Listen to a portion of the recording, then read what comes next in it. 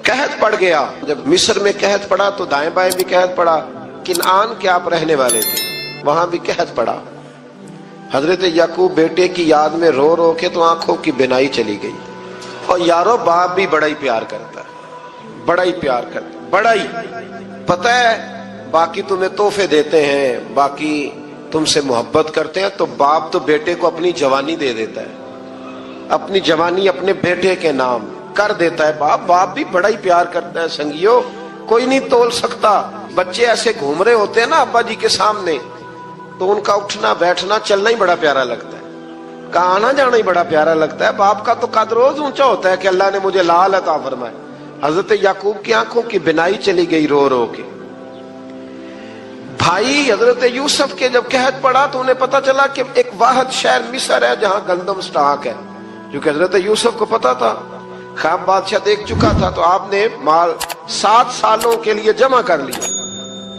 अब भाई आए, अल्लाह अकबर, दुश्मन सामने नजर आए, मुखालिफ हासिद, तो फिर इंसान ठहरा रहे और इंसान कमजोर ना हो, ताकतवर हो, इतना ताकतवर हो कि हुक्मरान ही बन गया हो। जरा नबियों के हौसले भी देखना, पैगंबरों के हौसले भी देखना। भाई आए का गंदम चाहिए, तो जनाब यूसुफ ने ओहो भाइयां जिहा साख नहीं कोई जिह खार ना होवे।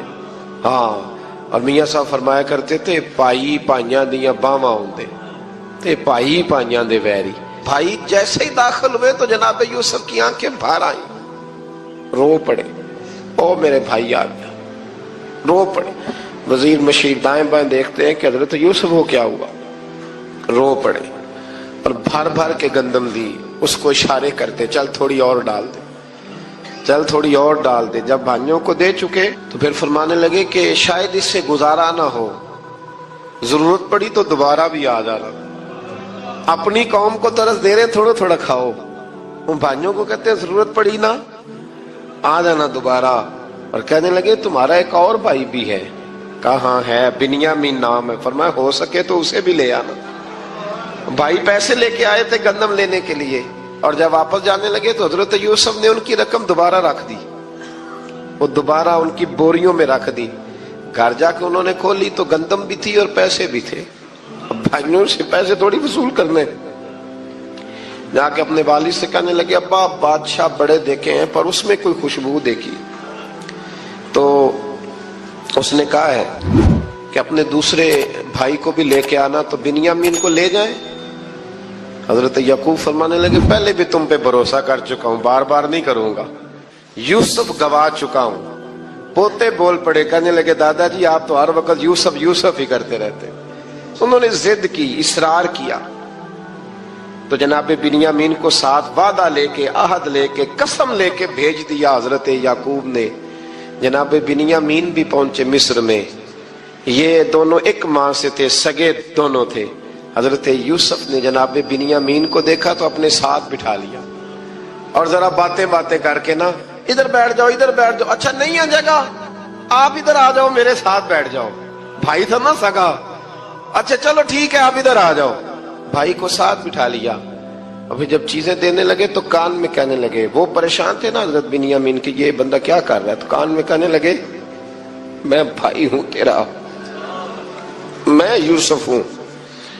तो इस तरह का, यार थोड़े दिन मेरे पास रह नहीं जाता? हजरत बिन्यामीन कहने लगे, रह जाता हूं। रह गए जनाब बिन्यामीन।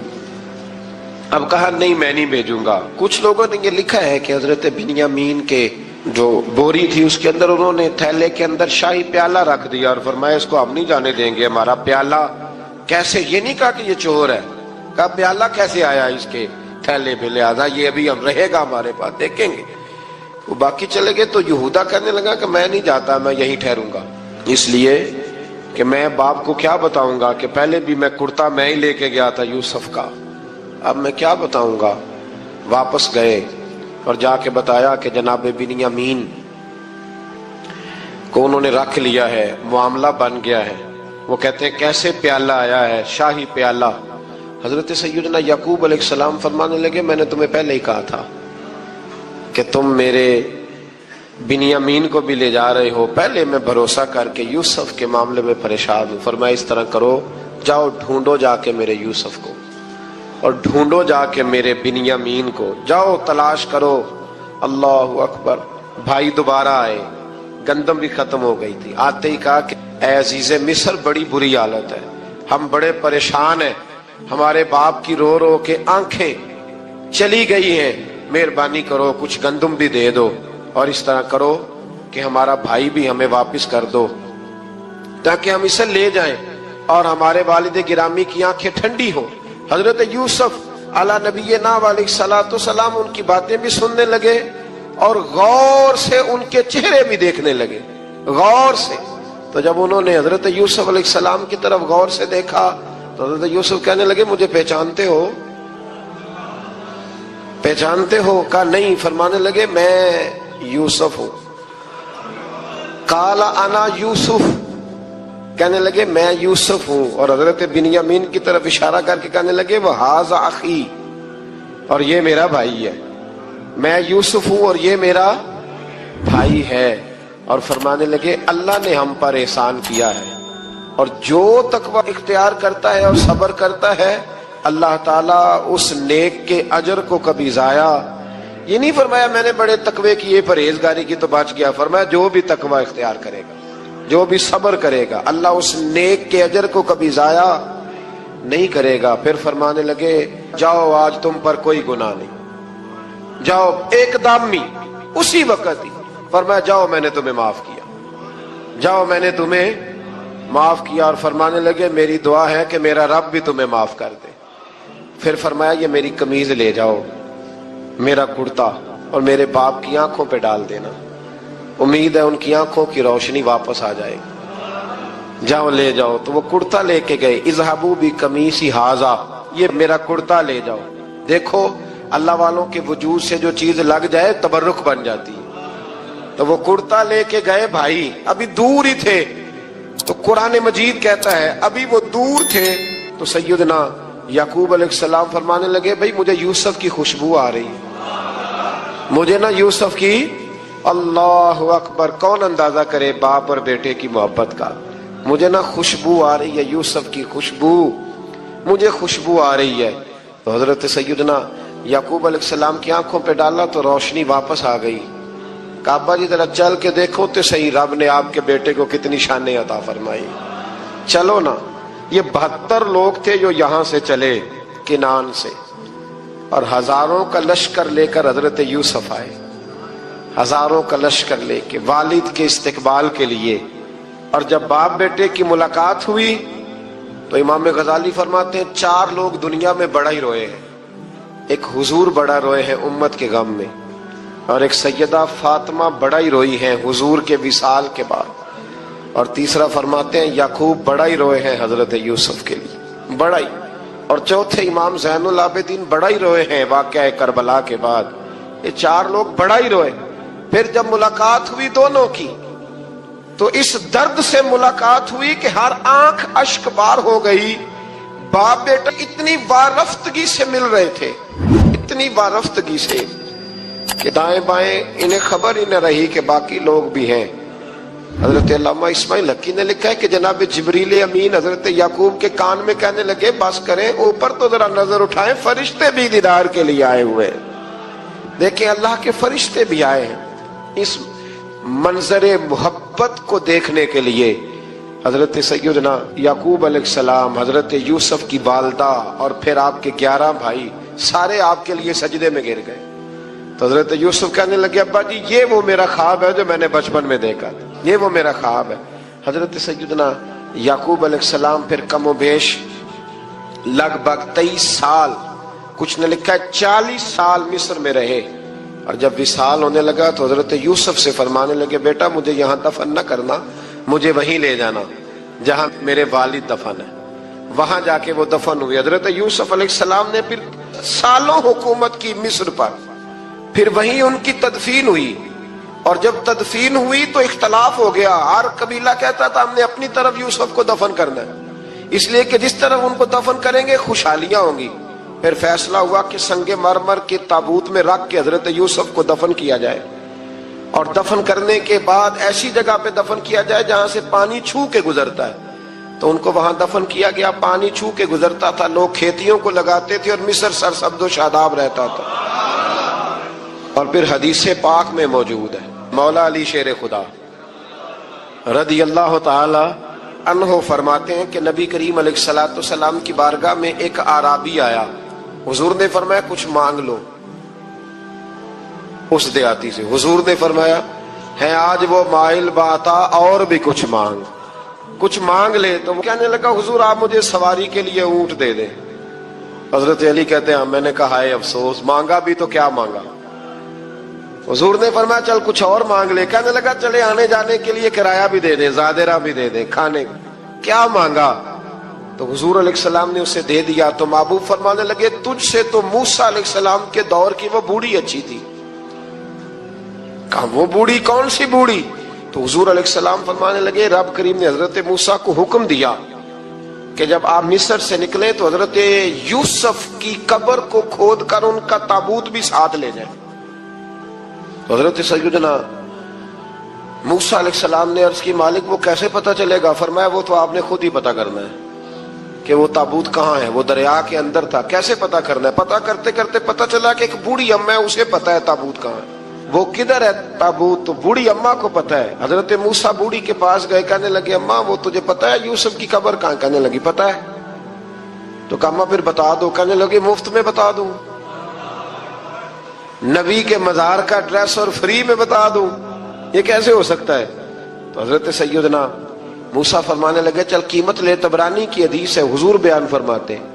حضرت موسیٰ کہنے لگے بتا کیا لے گی؟ کہنے لگی مجھے نا جنت میں وہ والا مکان دلائیں جس کے پڑوسی موسیٰ علیہ السلام ہو, میری اور آپ کی دیوار کٹھی ہو. کیا عقیدہ کند, اللہ اکبر.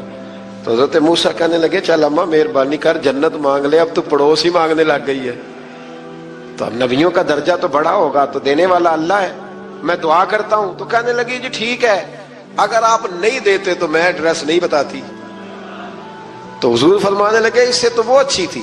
حضرت موسیٰ نے عرض کی کہ یا اللہ یہ نہیں بتا رہی تو اب کیا کروں؟ فرمایا موسیٰ وعدہ تو کر لے, مکان میں دے دوں گا, وعدہ کر لے. تو حضرت سیدنا یوسف کا مرتبہ دیکھیے کہ ان کے مزار کا پتہ بتانے کے لیے, مزار کا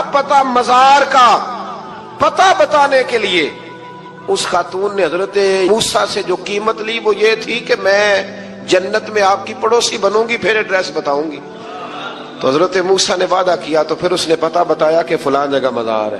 یہ تقریباً سینکڑوں سال بعد حضرت موسیٰ وہ وہاں سے نکال کے تابوت کو اپنے ساتھ لے کر کے گئے. یہ وہ واقعہ جسے قرآن نے احسن القصص قرار دیا. اللہ کریم نے ہمیں اس واقعے میں یہ بتایا ہے کہ معاملات زندگی سے گھبرایا نہ کرو. جب بھی کوئی آزمائش آتی ہے نا تو پھر اللہ دو آسانیاں عطا کرتا ہے.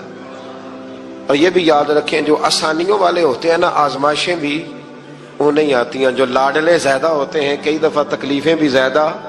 اللہ تعالیٰ لاڈلوں کو تکلیفوں سے محفوظ رکھے, لیکن تکلیفیں بھی زیادہ انہیں ہی آتی ہیں. حضرت یوسف لاڈلے تھے تو سیدھے کنویں میں گئے تھے, لیکن اللہ بڑا کریم ہے, بھائیوں نے 20 درہم قیمت لگائی تو رب کریم نے فرمایا دیکھنا پھر میں اپنے یوسف کی کیا قیمت بیان کرتا.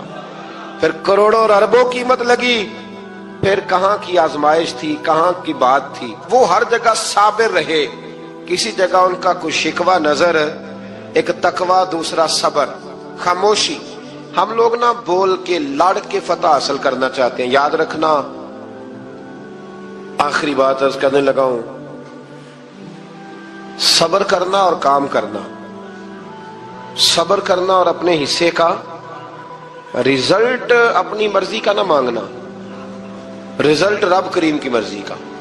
جب وہ کہا حضرت یوسف علیہ السلام نے اپنے باپ سے کیا کہا یا ابتی, اے میرے باپ, انی رأیت احد عشر کوکبا, بے شک میں نے خواب میں دیکھے ہیں 11 ستارے, والشمس اور سورج, والقمر اور چاند, رأیتہم لی ساجدین, کہ وہ مجھے سجدہ کر رہے تھے. یہ خواب دیکھا. حضرت ابراہیم علیہ السلام کے بیٹے حضرت اسحاق علیہ السلام, اور حضرت اسحاق علیہ السلام کے صاحبزادے حضرت یعقوب علیہ السلام. حضرت یعقوب علیہ السلام نے کئی نکاح فرمائے, اللہ نے آپ کو 12 بیٹے عطا فرمائے. 2 بیٹے تھے آپ کے, حضرت یوسف علیہ السلام اور حضرت بنیامین علیہ السلام, جو ایک والدہ سے تھے. حضرت یوسف علیہ السلام بڑے حسین و جمیل تھے, بڑے خوبصورت تھے. کچھ لوگ ظاہراً خوبصورت ہوتے ہیں تو کچھ کی ساتھ عادتیں بھی بڑی خوبصورت ہوتی ہیں. بڑے نفیس, بڑے فرما بردار, بڑی میٹھی ٹھنڈی بات کرنے والے. ہوتا یہ ہے کہ جب کوئی بچہ پیارا بھی ہو اور عادتیں بھی اچھی ہوں تو ماں باپ کی آنکھوں کا تارا بن جاتا ہے. باقی محنت کرنے کی بجائے شکوہ کرنا شروع کر دیتے ہیں. تو حضرت یوسف علیہ السلام کے والد حضرت یعقوب علیہ السلام اپنے بیٹے سے بڑا پیار کرتے تھے. اور آج اس واقعے میں آپ کو یہ بھی سمجھ آئے گی کہ ساری زندگی لوگوں نے ماں بیٹے کا پیار بیان کیا ہے, یہ وہ واقعہ ہے جس نے باپ بیٹے کا پیار بیان کیا اور انوکھے انداز میں بیان کیا. یعنی باپ اور بیٹے کے پیار کا بھی کوئی شخص کسی جگہ تصور کر سکتا, اسے ماپا اور تولا جا سکتا نہیں ہے. تو حضرت یعقوب علیہ السلام کے صاحبزادے تھے یوسف علیہ السلام, آپ بڑا پیار کرتے تھے. تو باقی بھائی تھوڑا حسد کرنے لگے, انہیں جلنا شروع کر دیا. حضرت سیدنا یوسف علیہ السلام ایک دن فرمانے لگے اپنے والد سے کہ ابا جی میں نے خواب دیکھا ہے کہ 11 ستارے, سورج اور چاند مجھے سجدہ کر رہے ہیں. قال یا بنی لا تقصص رؤیاک علی اخواتک, کہ بیٹا اپنا خواب اپنے بھائیوں سے نہ بیان کرنا, اپنا خواب اپنے بھائیوں سے نہ بیان کرنا. فیکیدوا لک کیدا, ہو سکتا ہے وہ تیرے خلاف کوئی سازش رچیں. کیوں رچیں؟ اس لیے کہ ان الشیطان للانسان عدو مبین, بے شک شیطان آدمی کا کھلا ہوا دشمن ہے, وہ ہر وقت وسوسہ اندوزی کرتا ہے. تو لہٰذا بھائیوں سے بات بیان آپ نے نہیں بیان کی. آہستہ آہستہ نا وہ حسد بڑھتا. حسد بہت بڑی بیماری ہے. اگر نبیوں کے بیٹوں میں ہو سکتا ہے تو عام انسانوں میں کیوں نہیں ہو سکتا؟ انبیاء کے بیٹے اگر کر سکتے ہیں تو عام لوگ بھی. آپ جب کسی شخص کو دیکھیں نا کسی کے بارے میں کچے جملے بول رہا ہے, کمزور بات کر رہا ہے, تو پہلے اچھی طرح ٹٹول لیں کہ حق بیان کر رہا ہے یا صرف حسد کے بیچ رہ کے گفتگو کر رہا ہے. بہت بڑی بیماری ہے. انہوں نے ایک چال بنائی 10 نے مل کے کہ اس طرح کریں کہ ان کو کوئی سخت سزا دیں, انہیں قتل کر دیتے ہیں. پھر کہنے لگے مارتے نہیں, کنویں میں پھینک دیتے ہیں. حضرت یعقوب علیہ السلام کی بارگاہ میں حاضر ہوئے تو حاضر ہو کے عرض کی کہ ہم سیر کرنا چاہتے ہیں تو ہمارا بھائی یوسف بھی تو ہمارا بھائی ہے نا, ہمارے ساتھ بھیجیں, وہاں کھیلے گا, کودے گا, کھائے گا, پیے گا. حضرت یعقوب علیہ السلام نے فرمایا نہیں, مجھے ڈر لگتا ہے کہ کہیں میرے یوسف کو کوئی تکلیف نہ پہنچ جائے. کچھ ایسے ہوتے ہیں جنہیں جدا کرنے کو دل ہی نہیں کرتا کہ وہ جائیں نہ. کئی دفعہ بعض بچے نالائق ہوتے ہیں, وہ جدا ہوتے ہیں لیکن ان کو جدا کرنے کو دل ہے. لیکن حضرت یوسف تو لائق بچے تھے نا اپنے والد کے, ان کا بھی نہیں ارادہ تھا. بھائی لے گئے اور لے جا کر کے حضرت یوسف علیہ السلام کو پہلے بہت زیادہ مارا. پھر حضرت یوسف علیہ السلام کا کرتا اتار کے ان کے ہاتھ باندھے. پھر بڑے بھائی نے یہودا نے رسی کے ساتھ باندھ کے کنویں میں لٹکا دیا. اور پھر جب درمیان میں پہنچے تو پھر رسی کو کاٹ دیا. حضرت یوسف جب گرے پانی میں آواز آئی تو ہنسے. مفسرین نے لکھا ہے کہ اللہ تعالیٰ نے حضرت جبریل امین کو بھیجا, فرمایا جاؤ میرے یوسف کو پکڑ کے نا تو احتیاط کے ساتھ نیچے رکھ دو. حضرت یوسف کو رکھ دیا گیا. 3 دن اور 3 راتیں جناب یوسف کنویں میں رہے. بچانے والا زیادہ بڑا ہے, محفوظ رکھنے والا زیادہ طاقتور ہے. 3 دن اور 3 راتیں کنویں میں رہے. انہوں نے کیا کیا کہ حضرت یوسف کا کرتا چونکہ اتار لیا تھا, 2 کرتے انہوں نے پہنے ہوئے تھے. بعد میں مفسرین نے لکھا ہے ایک تو کرتا وہ تھا جنہوں نے استعمال کیا, تو ایک کرتا بطور تعویذ کے حضرت یعقوب نے ان کے گلے میں ڈال دیا بطور برکت کے. تو وہ کرتا بھی ان کے گلے میں تھا. ایک کرتے سے انہوں نے باندھ دیا. دوسرا کرتا جو تھا نا اس کو خوند لگا کے نا بکری کا, تو حضرت یعقوب کے پاس آئے اور جب دروازے تک پہنچے تو شور کرنے لگے زور زور سے. حضرت یعقوب پریشان ہو کے باہر آئے, چونکہ وہ بکریاں بھی ساتھ لے کے گئے تھے, بکریاں چرایا کرتے تھے. تو کہا بکریوں کو بھیڑیا تو نہیں پڑ گیا؟ تو کہنے لگے حضور بکریوں کو تو نہیں پڑا پر حضرت یوسف کو لے گیا ہے. اور حضرت یوسف علیہ السلام شہید ہو گئے. حضرت یعقوب علیہ السلام نے نا وہ کرتا دیکھا تو کرتا دیکھ کے فرمانے لگے بڑا سیانہ تھا بھیڑیا، یوسف سارا کھا گیا ہے پر کرتا کسی جگہ سے پھٹا بھی نہیں. اس کا مطلب ہے کہ حضرت یعقوب کو سمجھ آ گئی کہ میرے یوسف کو بھیڑیے نے کھایا نہیں ہے. یہ قرآن مجید ہے. فرمایا بڑا سمجھدار تھا بھائی، کرتا پھٹا بھی نہیں اور یوسف وہ سارا کھا گیا. اب یہ روز وہاں بکریاں چرانے جاتے تھے. یا جناب یعقوب تو رونے لگے تو بھائی روز جاتے تھے، جھانک جھانک کے دیکھتے تھے کہ یوسف ہے کہ نہیں. تیسرے دن ایک قافلہ وہاں سے گزرا جو مصر جا رہا تھا. انہوں نے پانی نکالنے کے لیے جب ڈول لٹکایا تو حضرت یوسف نے پکڑ لیا. اس شخص نے حضرت جناب یوسف علیہ السلام کو اوپر کھینچا. جب اب واپس اوپر زندہ نکل آئے تو بھائی پھر حیران ہو گئے. ابھی بھی شکر ادا نہیں کیا کہ 3 دن کے بعد دیکھو اللہ نے کتنا فضل فرمایا ہے. لیکن وہ پھر کہنے لگے قریب آ کے نا اس سے یہ ہمارا بھاگا ہوا غلام ہے، اگر تمہیں چاہیے تو لے لو، سستا بیچ دیں گے. حضرت یوسف کا قول بعد مفسرین نے لکھا ہے. آپ فرماتے ہیں کہ مجھے جب انہوں نے تھپڑ مارے تو اتنی تکلیف نہیں ہوئی، کنویں میں پھینکا تو اتنی تکلیف نہیں ہوئی. تکلیف تب ہوئی جب انہوں نے مجھے بھائی نہیں مانا اور کہنے لگے یہ ہمارا بھاگا ہوا غلام ہے. تو کہا کتنے کا بیچو گے؟ کہا تم 20 درہم دے دو اور لے لو. 20 درہم کا جناب یوسف کو بیچ دیا. وہ لے گئے مصر کی منڈی میں. وہاں قیمت لگنے لگی، کتنے ہزار، اتنے ہزار، اتنے ہزار. اللہ اکبر. جناب یوسف کہتے میں نے وہ رنگ بھی دیکھا کہ جب میرا باپ سب سے بڑھ کر مجھ سے پیار کرتا تھا اور آج میں وہی یوسف ہوں جس کی بولیاں لگ رہی، جس کی بولیاں لگ رہی. عزیز مصر آ گیا. مصر کا جو مالک خزانہ کا مالک تھا وہ شخص آ گیا. اس میں بھی کئی اقوال ہیں کہ وہ بادشاہ تھا کہ کیا تھا. بہرحال عزیز مصر آیا، خزانوں پر قبضہ اسی کا تھا.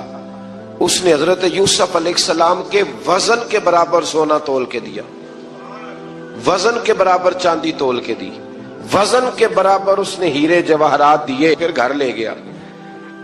اور جناب یوسف علیہ السلام فرماتے ہیں میں ایک آزمائش سے نکلا، جب گھر آیا تو بڑے سکون سے رہنے لگا. عزیز مصر نے اپنی بیوی زلیخا سے کہا اس کا خاص خیال رکھنا. فرماتے ہیں محبت ملنے لگی، پیار ملنے لگا، گھر میں بڑی خوشی سے رہنے لگا.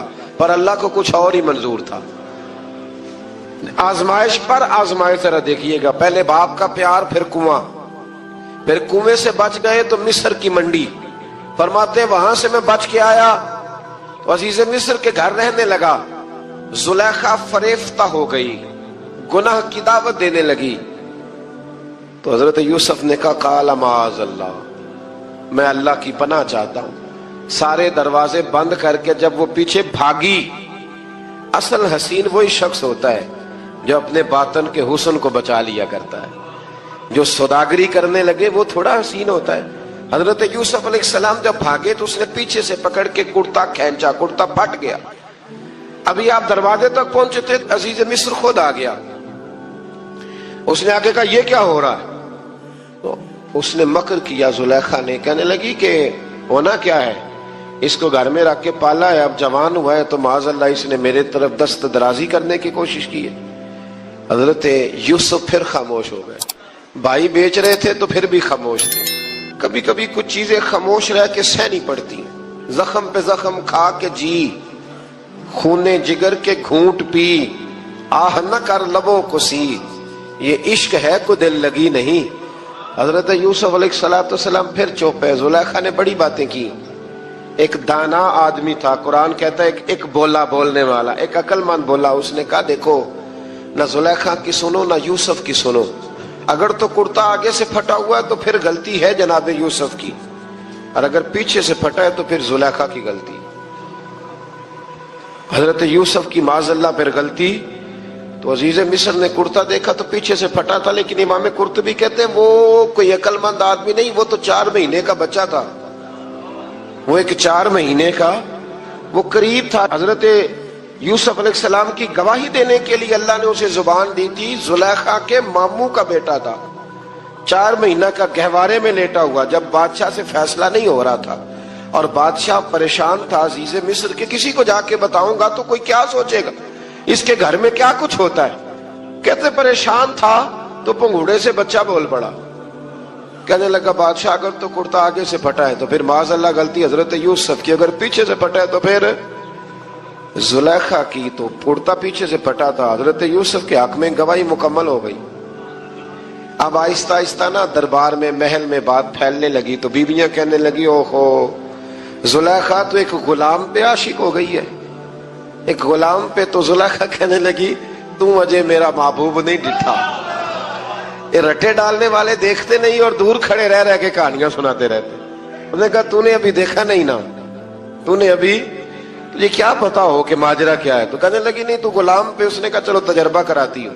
ساری عورتوں کو بٹھایا, ہاتھ میں ایک ایک سیب دیا, ایک ایک چھری دی, اور جب پوری تیاری ہو گئی پھل کاٹنے کی عورتوں کی تو جناب یوسف سے کہا ذرا جھلک تو دکھاؤ. تو حضرت یوسف نے جب جھلک دکھائی تو قرآن کہتا ہے سیب کاٹنے کی بجائے ہاتھ کاٹ لیے, اور کہنے لگی اوہو یہ کوئی بشر نہیں, یہ تو کوئی فرشتہ ہے, یہ کوئی فرشتہ ہے, یہ تو کوئی اللہ تبارک و تعالیٰ کی طرف سے آنے والا کوئی کرامت والا عزت والا شان والا فرشتہ ہے. حضرت زلیخا کہنے لگی سمجھ آئی ہے پھر, تو مجھ پر شکوہ کرتی تھی. تو اب وہ بات بھی آہستہ آہستہ پھیلنے لگی کہ حضرت یوسف علیہ السلام کی غلطی نہیں, غلطی زلیخا کی. اب بادشاہ نے زلیخا سے کہا کہ اگر تو میں تیری بات کروں تو تیرے ساتھ میری بدنامی کا بھی ڈر ہے, کیا کرے. طے یہ پایا کہ حضرت یوسف کو جیل میں ڈال دیا جائے.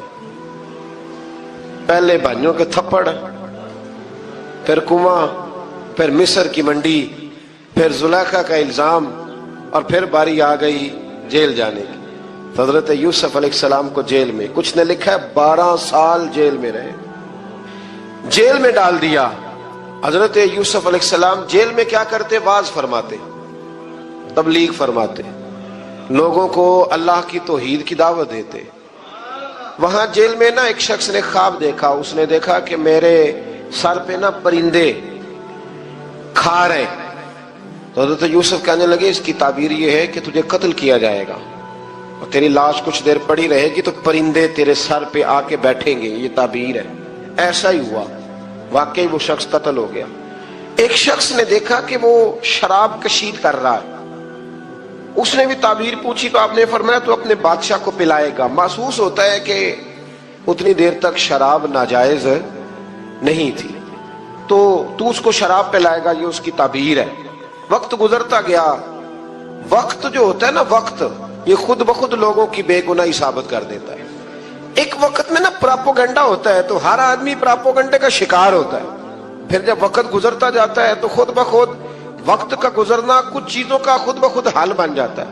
حضرت یوسف علی نبینا علیہ الصلوۃ والسلام کو جب 12 سال بیت گئے تو بادشاہ نے, عزیز مصر نے خواب دیکھا.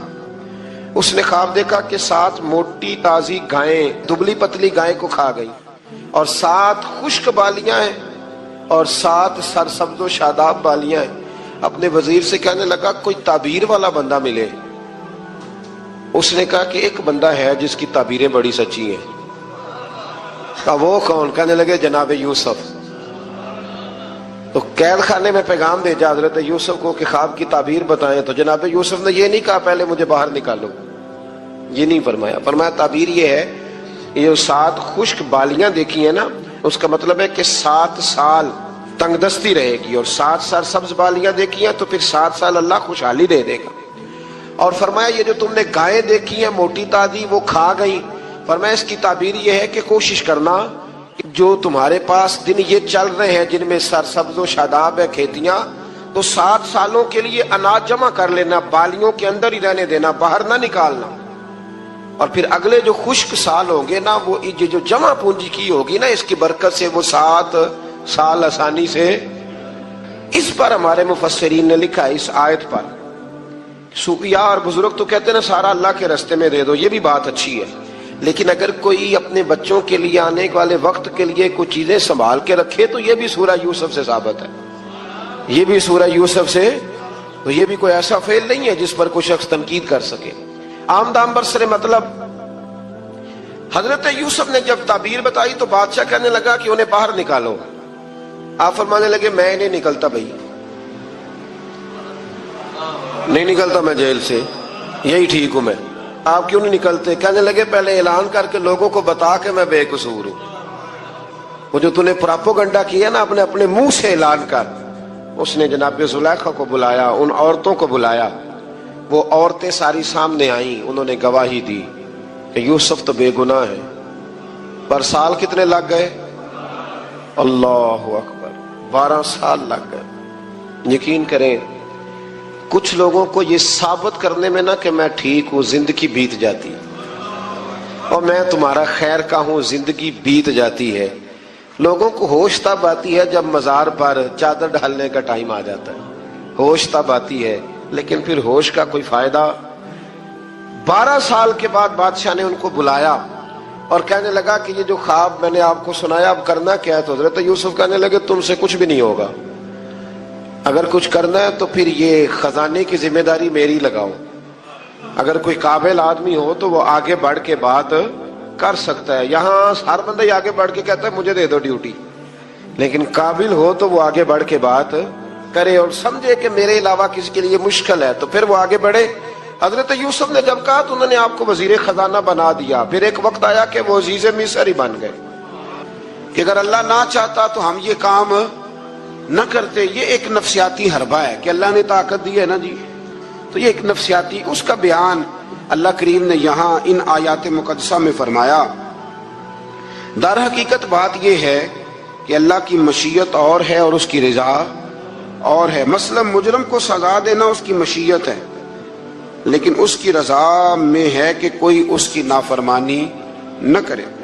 اگر سب کو جبری طور پر اطاعت کے رستے پر ڈالنا اللہ تعالیٰ کی مشیت ہوتی تو پھر کسی کی مجال نہ ہوتی کہ اس کا حکم نہ مانے۔ لیکن اب مشیت اور ہوتی ہے، رضا اور ہوتی ہے۔ اللہ کی یہ رضا نہیں کہ اس کے بندے دوزخ میں جائیں، لیکن اس نے قانون بنایا ہے کہ اگر تم نافرمانی کرو گے تو دوزخ میں، تو یہ رضا نہیں، یہ اللہ کی مشیت۔ تو یہ اللہ نے طاقت نہیں دی لوگوں کو، اس لیے نہیں دی تھی کہ وہ ظلم کریں، لیکن اگر انہوں نے ظلم کیا ہے تو اب انہیں سزا بھی ملے گی۔ تو یہ شخص نہ کوئی کہے کہ وہ اللہ کی دی ہوئی طاقت سے معاذ اللہ، یہ بہت سارے لوگ بیوقوفی والی باتیں کرتے ہیں۔ ایک دفعہ بزرگوں نے لکھا ہے کہ ایک شخص جو تھا وہ کسی کے باغ سے روز پھل توڑ کے کھا جایا کرتا تھا، تو مالک بڑا سیدھا سادہ تھا، تو مالک اس کو کہتا کہ بھئی تو روز میرے باغ سے پھل توڑ کے کھاتا ہے، تو وہ کہتا باغ بھی اللہ کا ہے، زمین بھی اللہ کی ہے، اور میں بندہ بھی اللہ کا ہوں۔ وہ چپ کر جاتا، سادہ آدمی تھا۔ بہت سارے لوگ کہتے ہیں نا جی، آ کے ایک صاحب مجھے کہنے لگے جی کل میرے ساتھ بڑا عجیب معاملہ ہوا، ایک بندے نے مجھے کہا تجھے قسم ہو اللہ کی جو جیب میں ہے سارا کچھ دے دے، اور میں نے کہا نہیں دینا چاہیے۔ تو وہ مجھے مشورہ دینے لگا، کہنے لگا حضرت جی اس نے اللہ کی قسم دی تھی۔ تو میں نے کہا مکان کتنے مرلے کا تیرا؟ کہنے لگا ہے 10 مرلے کا۔ کتنے کا ہے؟ کہنے لگا جی اللہ کا شکر ہے 60-70 لاکھ کا ہوگا۔ میں نے کہا ایک بندہ بلاؤں تجھے قسم دے تو اس کے نام رجسٹری کر دینا۔ کہنے لگے نہیں یہ نہیں ہو سکتا۔ تو میں نے کہا یہ کیسی کچی بات ہے کہ 500-700 کے لیے تجھے یاد ہے کہ یہ جائز ہے، لیکن وہ میرے دادا جی ایک بات کہا کرتے تھے، وہ دیہاتی لوگ ہوتے تھے تو دیہات کی مثالیں کئی دفعہ بڑی یاد رہ جاتی تھی۔ وہ کہا کرتے تھے کہ دودھ میں اور لسی میں مکھی گر جائے تو عورتیں اسے پھینک دیتی ہیں، لیکن اگر مکھن میں گر جائے نا تو پھر اس کو پھینکتی نہیں بلکہ مکھی نکال لیتی، کیونکہ گھی مہنگا ہوتا ہے نا، تو لسی سستی ہوتی ہے۔ تو آپ چیزوں کو سمجھیں کہ ہمارا رویہ بڑا عجیب ہے معاملات کو سمجھنے کے حوالے سے۔ وہ بندہ بھی کہتا کہ جناب یہ پھل بھی اللہ کے تو باغ بھی اللہ کا تو میں بندہ بھی اللہ کا۔ بھولا آدمی تھا بیچارہ، چپ کر جاتا، کہتا تو ٹھیک ہے نا، کی پنجابی چاکی دا سی لبی شے خدا دی نہ تیلے دی، ختم ہو گئی بات۔ حالانکہ وہ کسی کی ہوتی ہے، تیلے پا دی کیوں نہیں ہوتی جی، وہ کسی دی حیثیت تانڈی کی ہے نا، لیکن بس ہمارا ذوق بن جاتا ہے کہ قابو آ گئی ہے تو قابو کرو معاذ اللہ۔ تو وہ بیچارہ بڑا پریشان تھا۔ تو ایک دن اس نے نا اپنے ایک شہر کے عالم سے بات کی، اس نے کہا کہ جناب وہ میرے ساتھ تو بڑی مصیبت بن گئی ہے، وہ روز پھل توڑ کے لے جاتا ہے اور کہتا ہے زمین بھی اللہ کی باغ بھی اللہ کا، کھانے والا بندہ بھی اللہ کا. تو عالم کہنے لگے میں بھی تمہیں نسخہ دیتا ہوں, کل اس پہ استعمال کرنا. نے کہا ٹھیک ہے جی. وہ وقت پہ آ گیا باغ کا مالک, تو جب وہ آیا نا پھل توڑنے, اس نے پھل بڑے سیر ہو کے کھائے, اس نے کھانے کا موقع دیا. جب وہ فارغ ہو گیا اس نے اس کو رسی کے ساتھ درخت کے ساتھ باندھ لیا.